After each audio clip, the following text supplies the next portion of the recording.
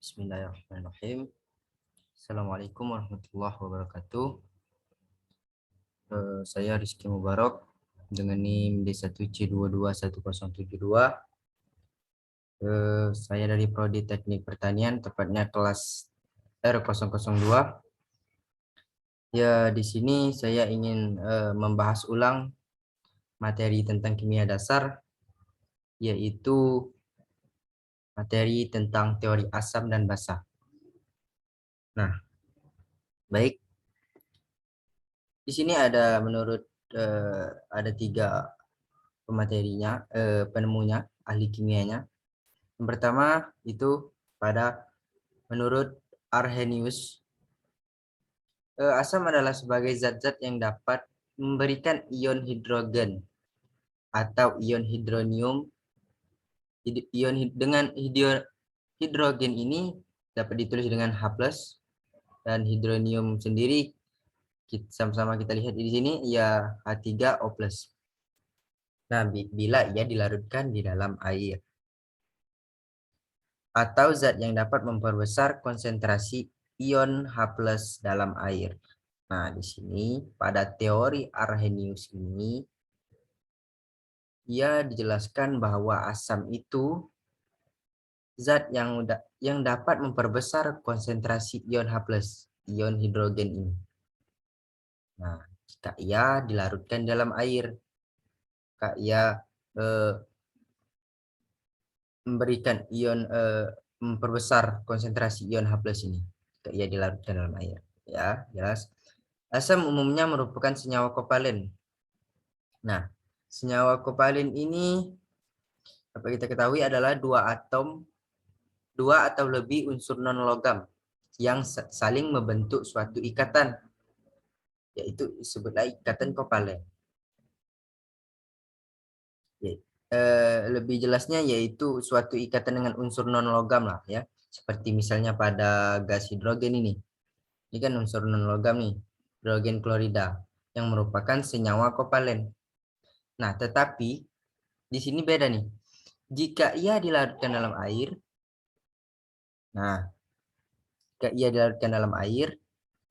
maka ion-ionnya akan terurai, yaitu bisa menjadi H+, bisa menjadi H3O+. Nah, jika ia dilarutkan dalam air. Nah, selanjutnya, sebenarnya di dalam larutan, ion H+ terikat ke suatu molekul air atau H2O dan terbentuk sebagai ion oksonium. Nah, ini sama halnya jika ion hidrogen ini dia berikatan dengan air H2O, dia akan membentuk ion oksonium ini, H3O+ ini. Oleh karena itu, pengurai asam dalam air ditulis sebagai berikut. Nah, ini kita bisa lihat contohnya ya. Nah, H+ ini kan asam, dia berikatan dengan air. Ini dia menjadi ion oksonium, yaitu H3O+. Nah, kenapa menjadi H3? Di sini H2, H ini dia mentransfer, mendonor. Nah, maka ditulis sebagai H3O+. Dan A-nya, asamnya ini akan menjadi basa nih. Kalau dalam teori basa, nanti kita melanjutkannya di teori basanya ya. Nah, ini A-nya kan tinggal sendiri nih, dia mendonor.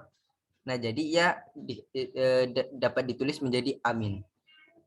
Nah, untuk lebih sederhana penulisannya ini bisa dilihat juga ya. Nah, oke. Udah jelas ya.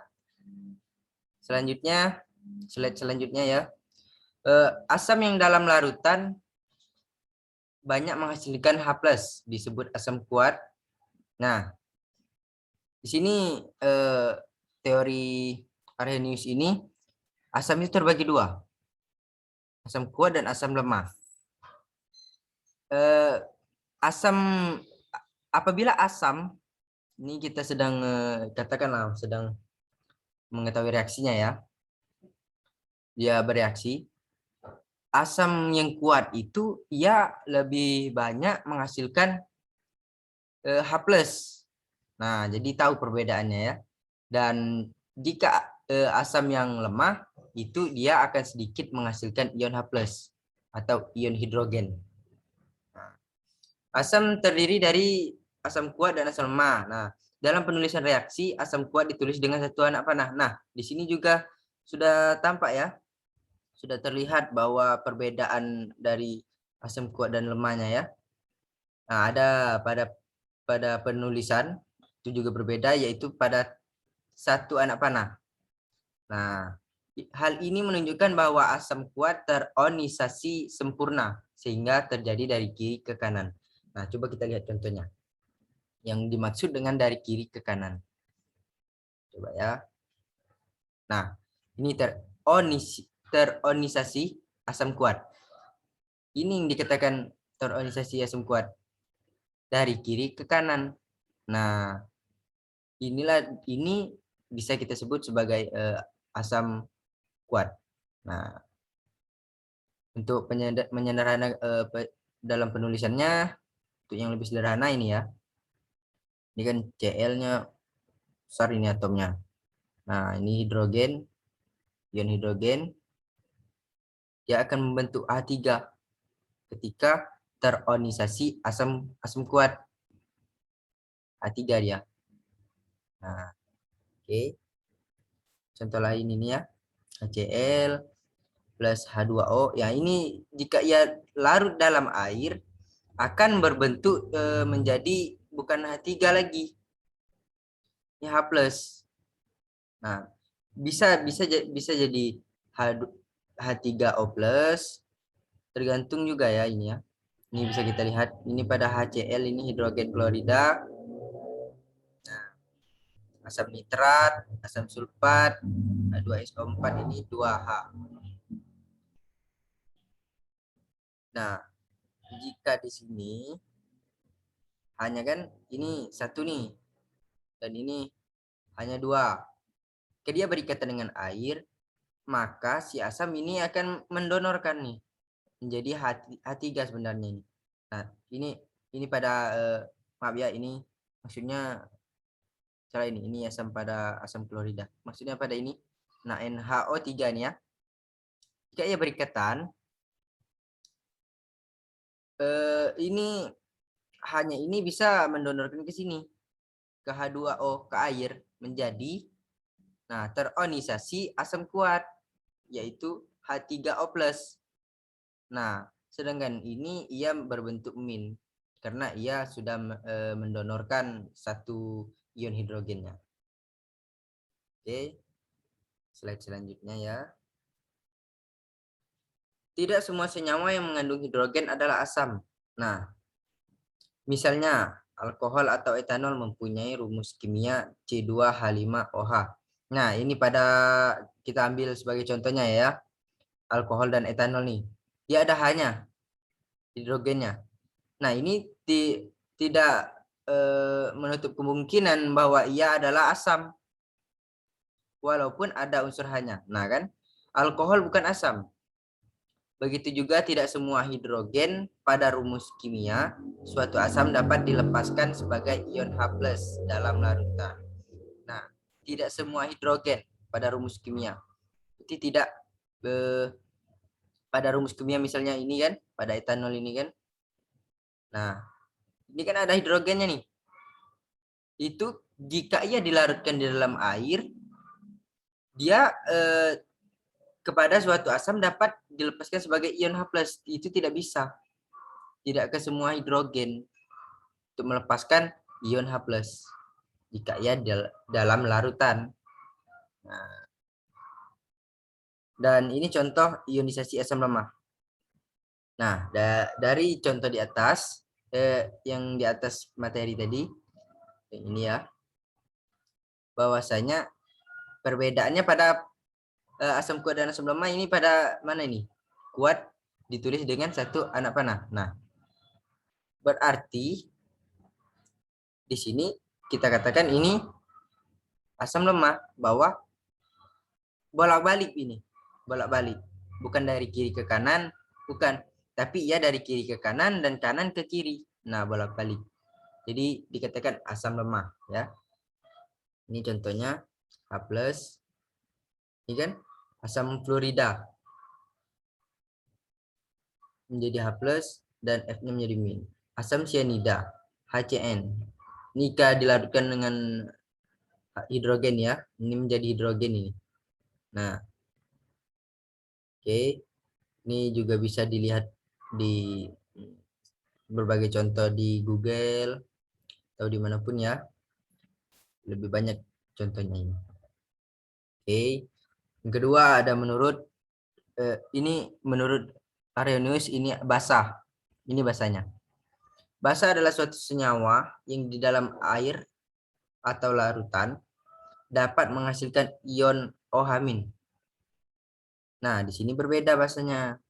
Di sini basanya itu menghasilkan ion H-, sedangkan asam tadi itu dapat memberikan ion H+. Nah, apa perbedaannya ya? Umumnya basa terbentuk dari senyawa ion yang mengandung gugus hidroksida. Gugus hidroksida ini ya, yang di dalamnya.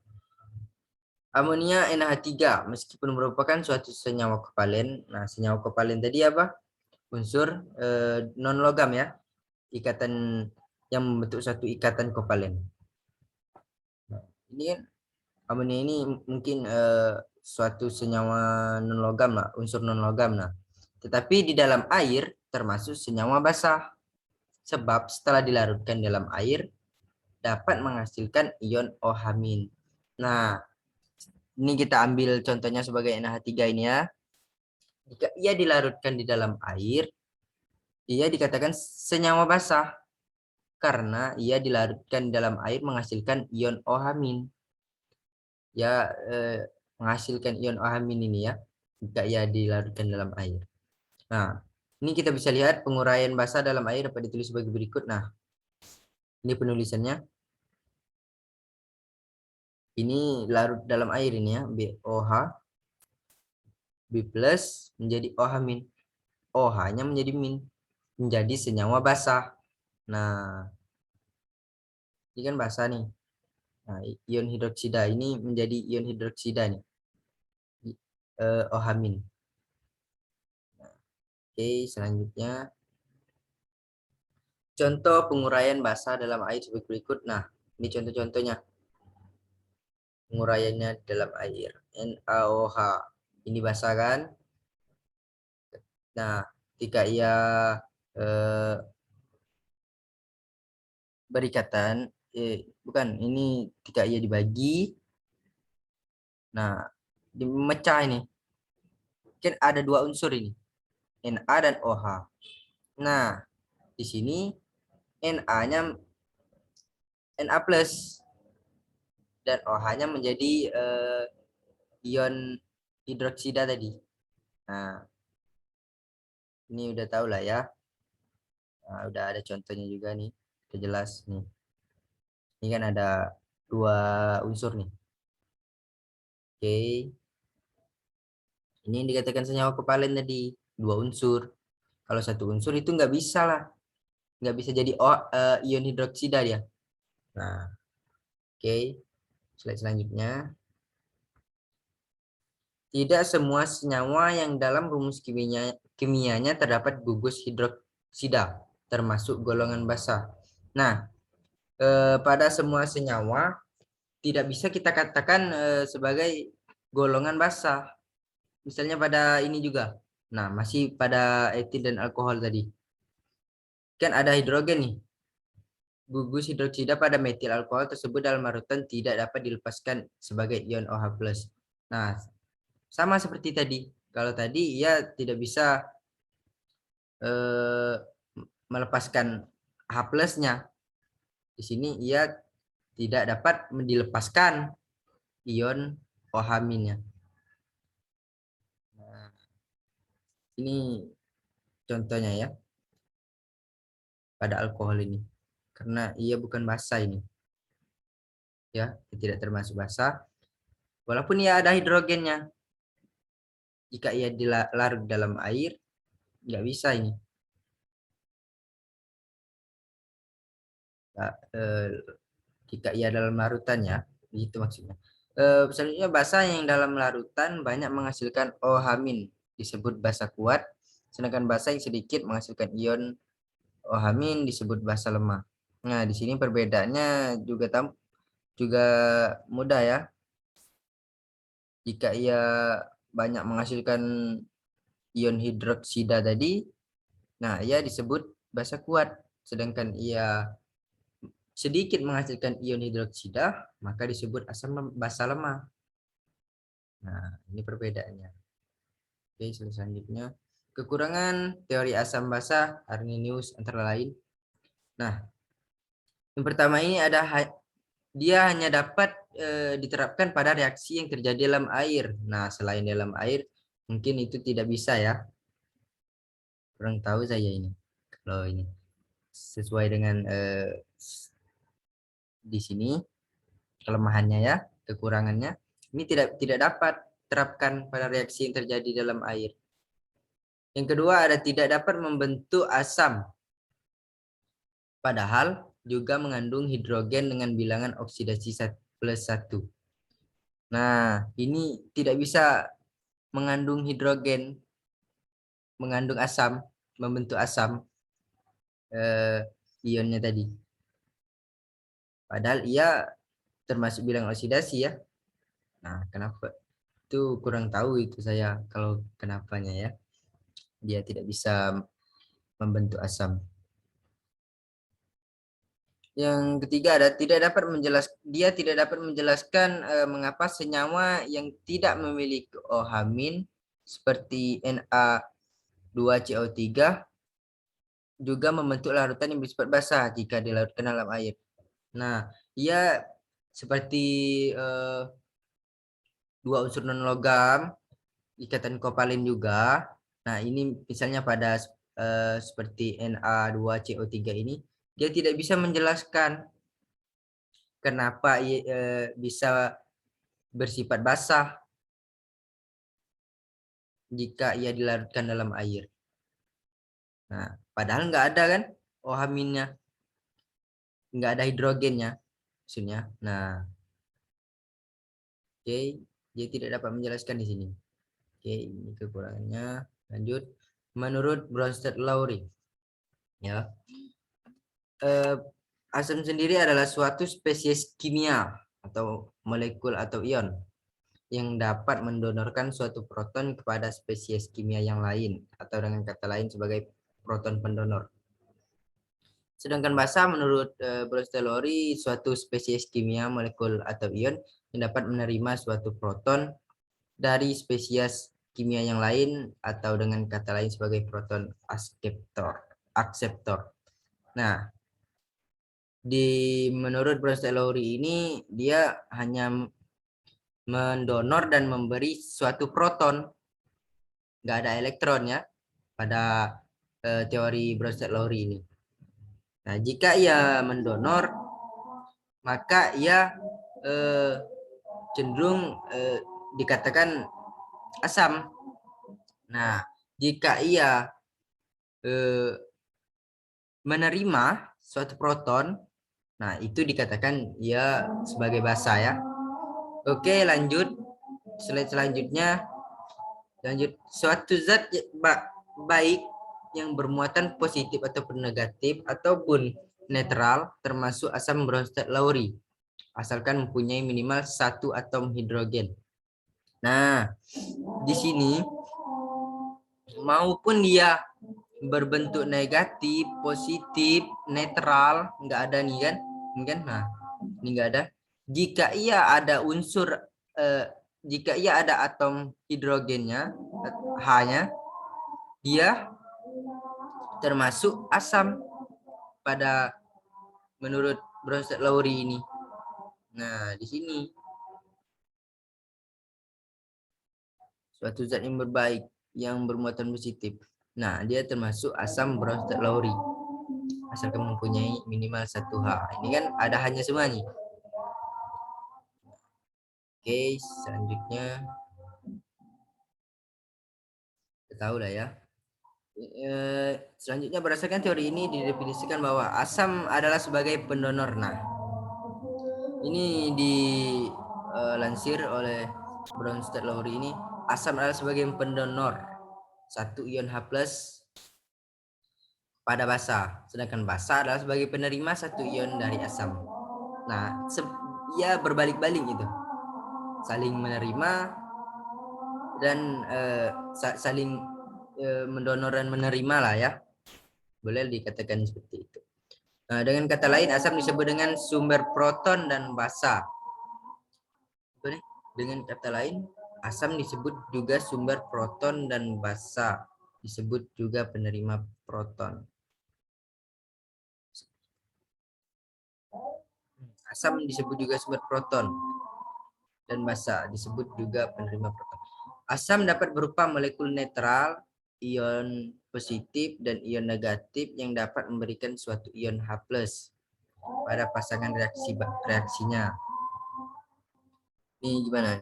Jika ia berpasangan, nah ia akan memberikan satu ion H+, maupun itu ia dalam bentuk molekul netral atau positif ataupun negatif.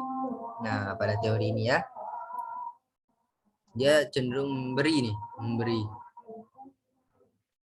menerima nih. Asam disebut juga sumber proton dan basa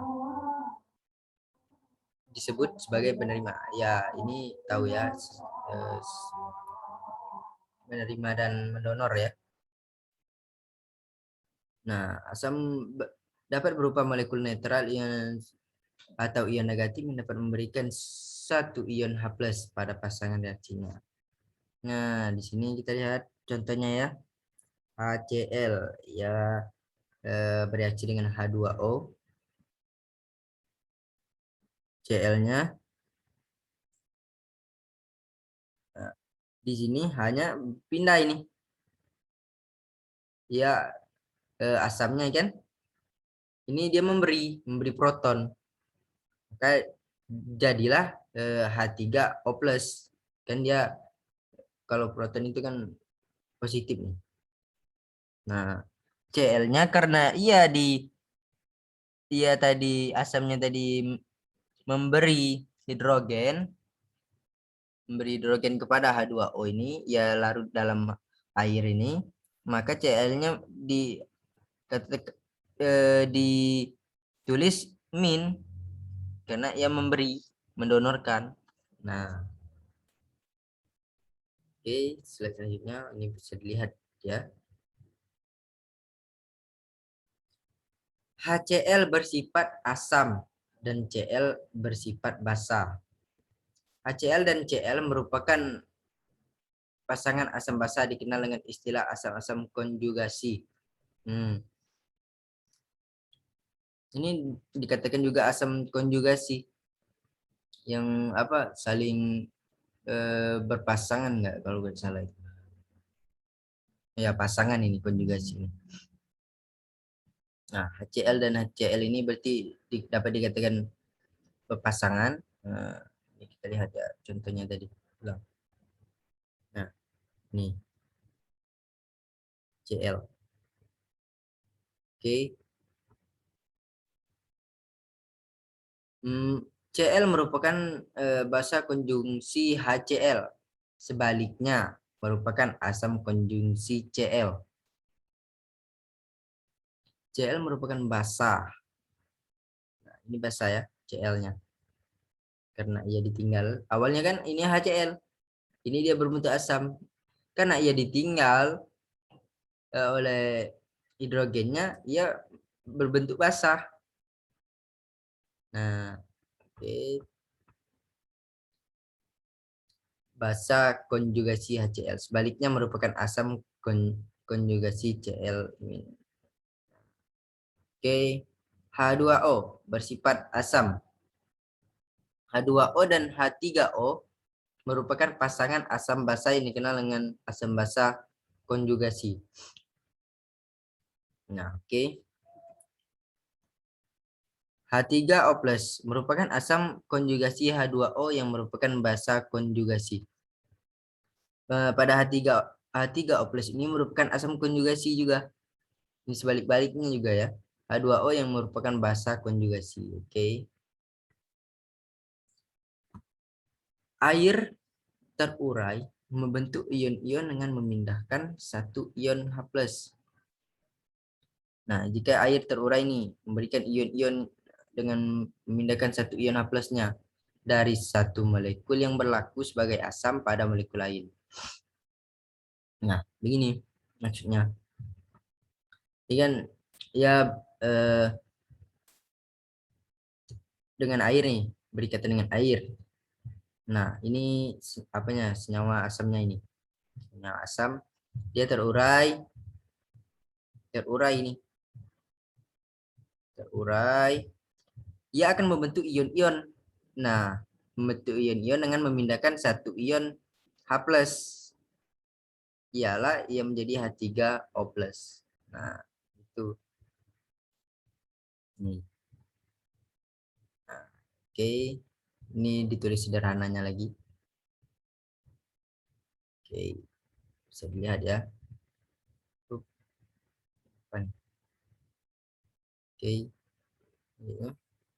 Basa bereaksi dengan air melalui penerimaan satu ion H+ dari molekul air berbentuk ion OH-. Oh, jadi begini. Dia bereaksi dengan air nih melalui penerimaan satu ion H+ tadi. Seperti ini, basa NH3 plus H2O. Ini menjadi NH-nya. Ini asamnya ini. H2O-nya, airnya. Memberi, jika ia pada teori basa nih ya. Nah, asamnya yang memberi kepada basanya. Maka dapat ditulis maka ia akan berubah menjadi asam konjugasi NH4+. Dan ini akan menjadi OH-. Nah, ia akan membentuk ion OH-. Oke. Lanjut. Bisa dilihat juga ya contohnya. Jika ini banyak loh uraian materi lebih lengkapnya, bisa di searching di Google juga, YouTube juga, cara penentuan reaksinya. Selanjutnya melakukan molekul air dapat berlaku sebagai zat antara dalam reaksi asam basa melalui penangkapan ion H+ dari asam dan kemudian pelepasan ion H+ pada basa. Gimana maksudnya? Molekul air dapat berlaku sebagai zat antara dalam reaksi asam. Nah, jika ia katakanlah reaksi asam basa ini, molekul air dapat berlaku nih sebagai zat antara dalam reaksi asam karena ia menangkap ion H+ dari asam dan kemudian pelepasan ion H+ pada basa. Nah, ini coba kita lihat ya. Mana maksudnya ini? Ini peran H2O berlaku untuk asam dan basa. Nah, ini HCl, hanya kan ini asamnya ini. Ini berlaku. Ini ada loh lengkap tadi, sudah ada di slide yang kedua atau ketiga tadi ya. Menurut Arnehuri, siapa tadi penurut yang pertama tadi? Ini HCl plus H2O. Ini air dia. Nah, berikatan dengan air, asam dan basa nih ya. Ini asam dan basa ini. Asam. Ia menjadi asam konjugasi.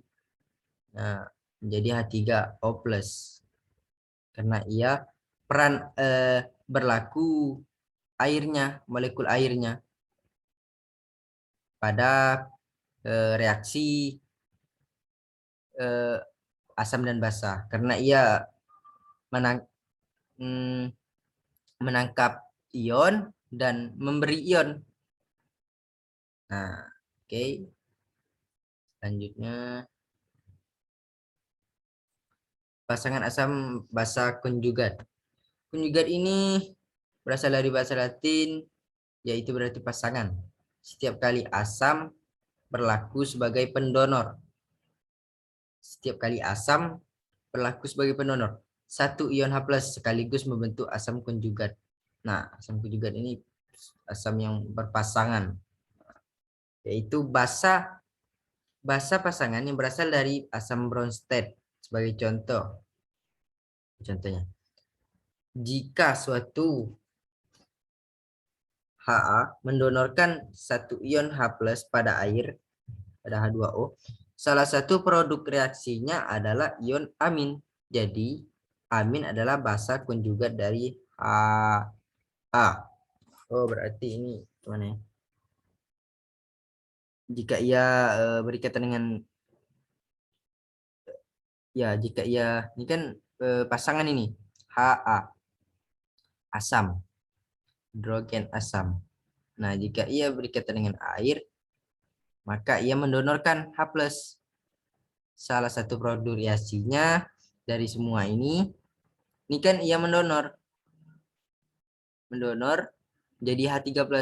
Maka aminnya dapat dikatakan basa konjugasi. Nah, sendirian. Jadi sendirian.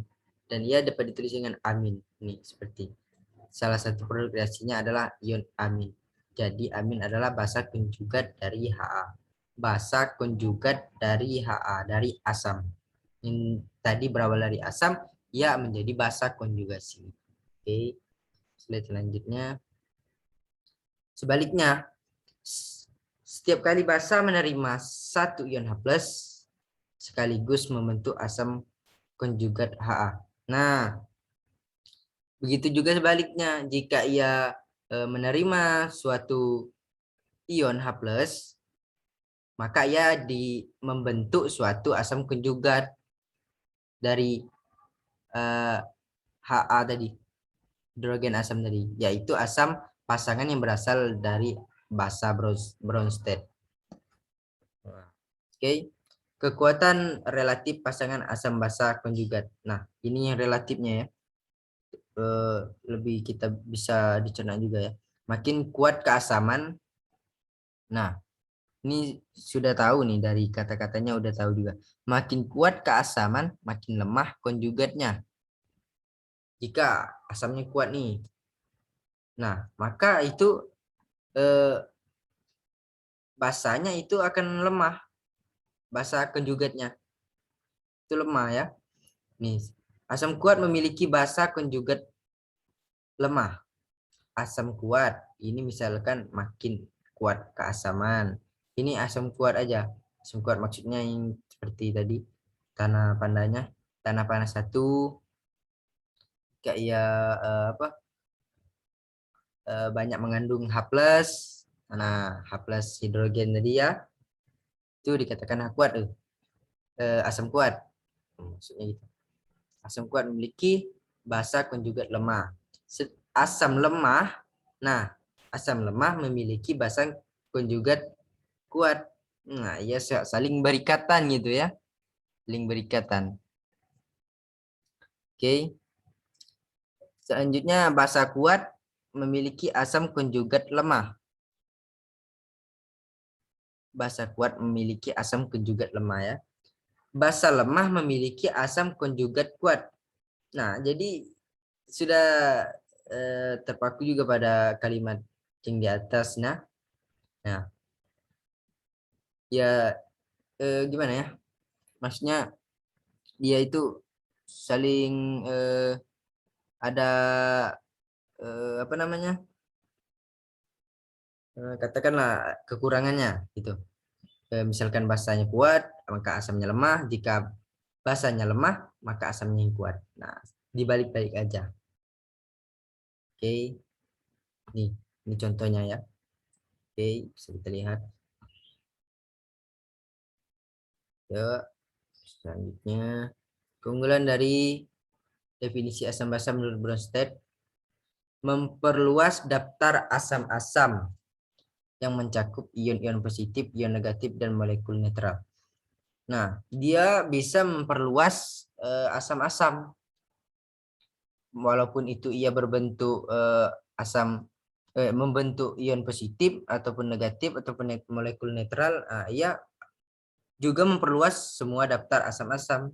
Nah, yang kedua ada dia memperluas daftar basa-basa yang mencakup molekul atau ion-ion yang paling sedikit mengandung pasangan elektron valensi bebas.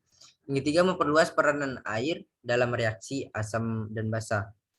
Nah, selain dia memperluas daftar asam-asam dan basa, dia memperluas peranan air di dalam suatu reaksi antara asam dan basa.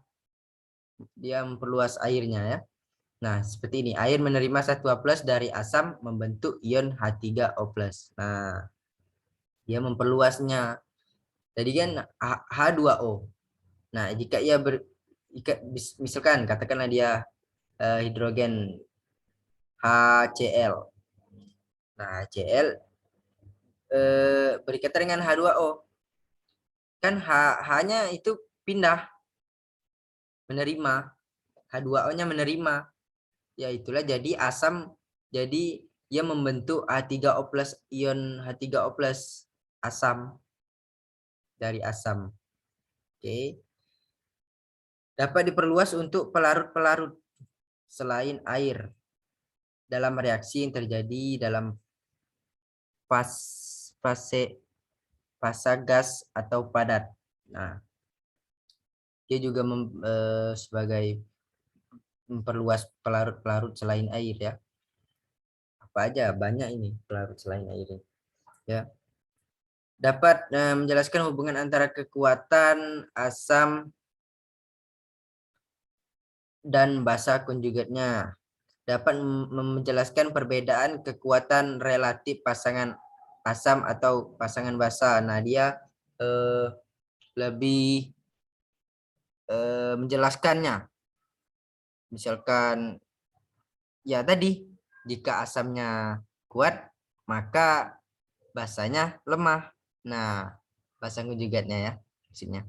Nah, jadi begitu. Dia lebih relatif gitu. Menjelaskan perbedaan kekuatan dari asam dan basa. Oke. Dapat menjelaskan mengapa suatu spesies bersifat amphoter, yaitu dapat berlaku sebagai asam maupun basa. Nah, di sini juga ya sebagai spesies bersifat amphoter yang menjelaskan sebagai rinci ya. Oke, slide selanjutnya. Nah, selain ya ada kelebihan, dia juga ada kelemahannya, ada kekurangannya, yaitu menurut teori Brose-Taylor ini, kelemahan utamanya adalah bahwa untuk pelarut yang tidak mengandung proton, nah jika dia pelarut nih, misalnya katakanlah air, dia pelarut tidak mengandung proton, tidak dapat digunakan selain itu. Nah, dia tidak dapat digunakan. Sifat suatu zat tidak pasti, sangat bergantung pada pasangan reaksinya. Nah, jika ia tidak mengandung proton, dia tidak dapat digunakan. Nah, maka ia akan bergantung pada pasangan reaksinya. Oke. Meskipun definisi asam basa Brose-Taylor ini lebih luas dari Arrhenius, fakta menunjukkan bahwa ada beberapa senyawa yang tidak mempunyai atom H, menunjukkan sifat asam dalam reaksinya. Nah, pada materi Arrhenius tadi, ya, jika tidak ada H, dia tidak bisa kan? Nah, di sini dia dikatakan asam. Pada BF3, FeCl, dan AlCl3 ini, nah, menunjukkan sifat asam dalam reaksinya. Hal tersebut tidak dapat dijelaskan dengan teori Brose-Taylor, sehingga diperlukan definisi asam basa yang lebih luas lagi. Nah, di sini dia masih belum luas definisinya ya. Masa ini nggak ada hidrogennya dikatakan asam.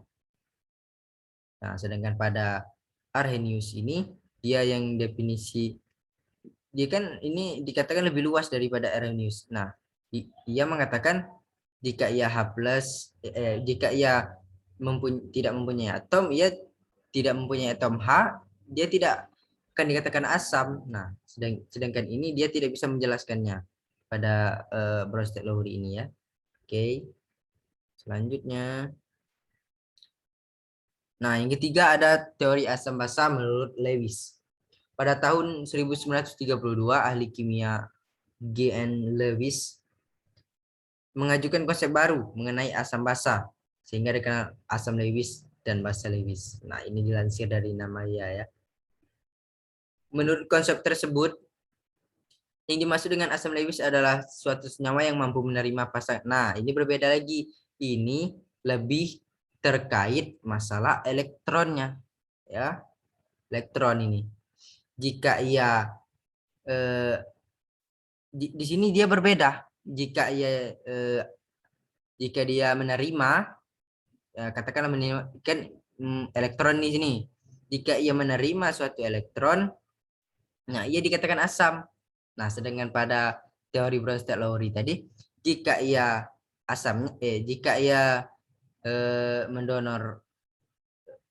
mendonor suatu proton, maka ia dikatakan asam.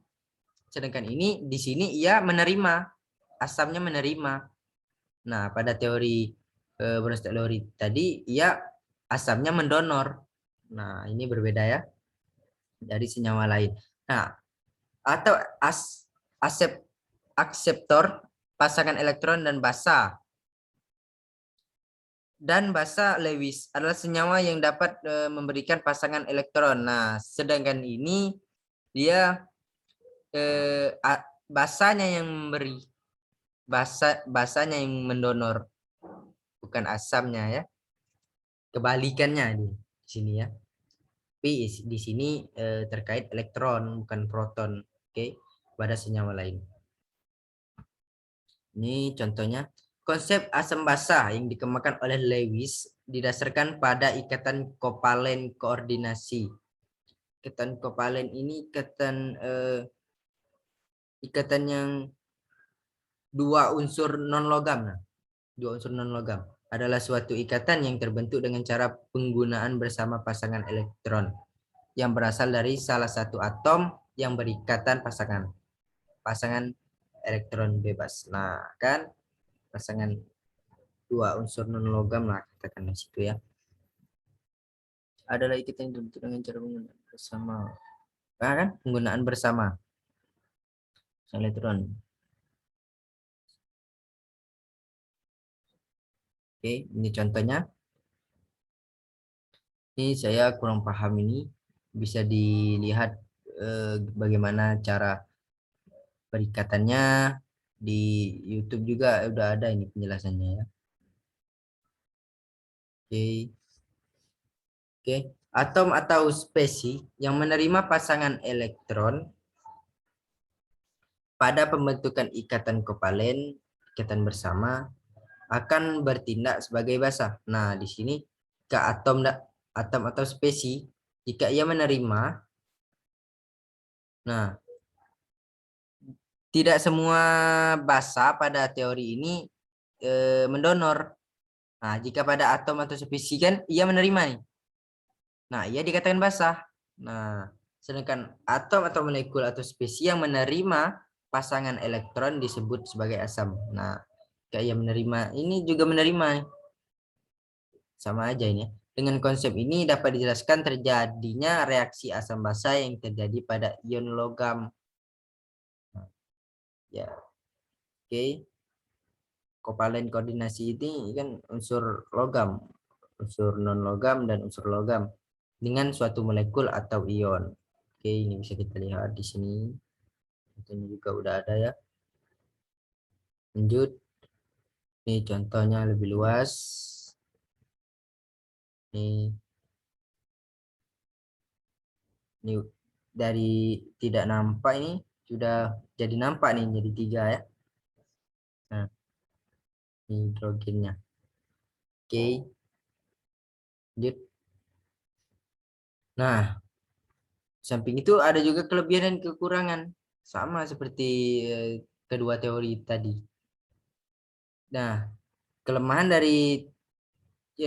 dari teori asam basa menurut Lewis ini adalah menggambarkan asam basa yang tidak dapat digambarkan oleh Arrhenius dan Bronsted-Lowry. Nah, di sini dia bisa menggambarkan yang tidak bisa digambarkan oleh Arrhenius. Nah, berarti sudah ada perkembangannya gitu ya. Teori asam basa Lewis memperluas pengertian asam basa. Menurut Lewis, asam basa bukan hanya pelepasan ion H+ atau OH- atau transfer proton, melainkan senyawa yang reaksinya melibatkan pasangan elektron.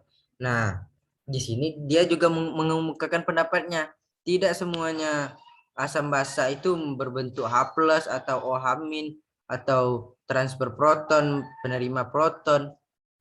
Tidak, ia juga melampirkan yaitu melibatkan pasangan elektron juga nih. Oke.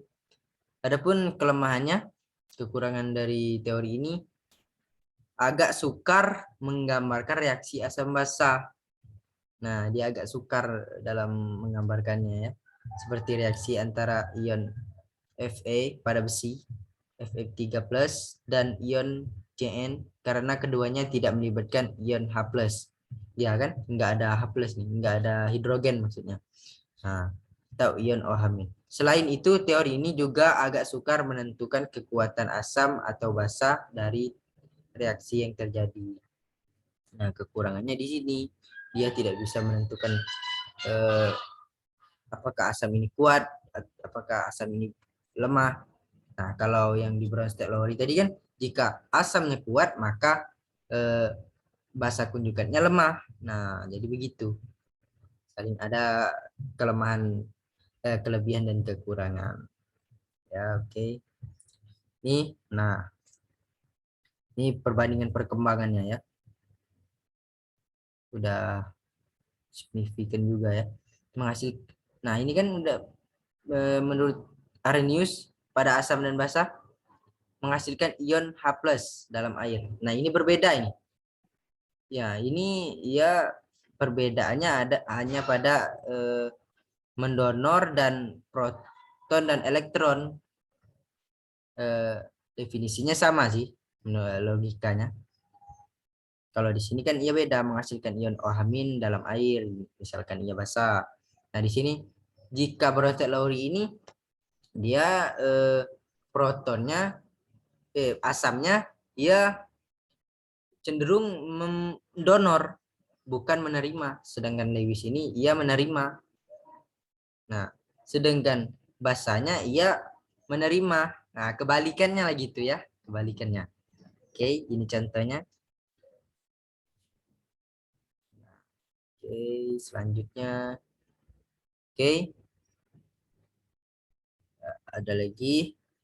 Mungkin hanya itu sedikit penjelasan teori asam dan basa yang saya jelaskan tadi. Apabila ada kekurangan dan salah kata, saya mohon maaf. Saya akhiri. Assalamualaikum warahmatullahi wabarakatuh.